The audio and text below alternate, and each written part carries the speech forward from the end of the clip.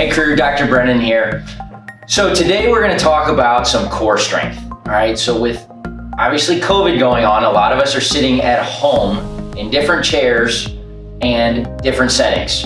And what's happening, I'm finding, is a lot of patients aren't strong enough in their core and they're sitting in different chairs, which results in them slouching like so. So we're going to go through a few things that help strengthen up this core so we can sit up taller and not all the pressure is placed on our joints. So today we're going to cover something called our dead bug. Now there are a few progressions on this and you'll just have to find out which one you should start at. We're going to start from the base and we're going to go up about 3 or 4 tiers, and we'll see how Brian here does. Let's start on your back for me here, please. And for purposes, our dead bug, let's show our standard position for a dead bug. Many of us have seen this position before, and a lot of people will start by trying to move our arm and our leg. Now, that's actually a pretty intense progression if you don't know how to control our core. So we're gonna start with our breathing. Go ahead, bend your knees up here. Good. Relax your arms a little bit here for me. We talk about the rib cage, okay? So if the ribs are flared up and there's a big arch in our back, then we have to be able to control breathing before we would do any of these progressions. So an easy way to do this is go ahead and breathe all your air out and think about bringing your ribs down. Good, when we do that, that instantly should engage our core. Do that again for me here. Really engage the ribs down. Good, you saw how his muscles actually contracted down here. Do it again. And we want to contract into those hands. Good. So he actually has some good control here. Now let's see what happens when, go ahead and raise your knees and your hands into this ball. And we're going to hold that position.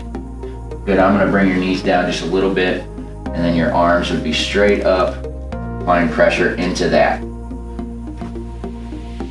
Something we want to look for.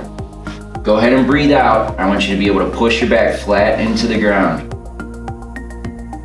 See how he has a little bit of tremble? That knows we're engaging core, okay? Tremble is a good thing as long as there's not pain with the tremble. From here, to help us assist, I would just start by moving one limb at a time. So try and stay engaged here as we let just your heel down. And we're gonna cheat a little bit. We're gonna keep the knee bent. Just touch the heel and come back up. Now your right leg. And back up. You go ahead and keep moving as I talk here. One thing that you need to look out for on yourself is if you feel this back arching up in the air, you've progressed too far. We need to take a step back, okay? And relax. After we're able to control that motion, then we would start including multiple limbs. All right, so go ahead, arms up in the air. Good. Go right arm and left leg, and we would move that all the way down to the ground and come back up. Now don't forget, breathe out, bring these ribs down, there, and come back up.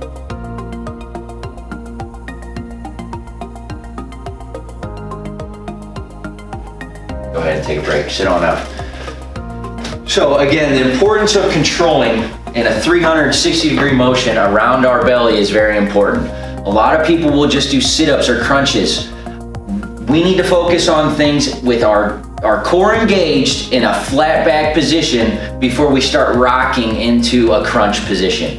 From here, we could obviously start incorporating some weight into his arm.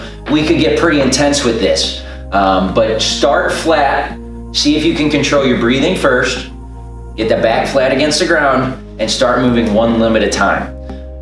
If you have any questions, feel free to reach out with us, and we'll catch you next time.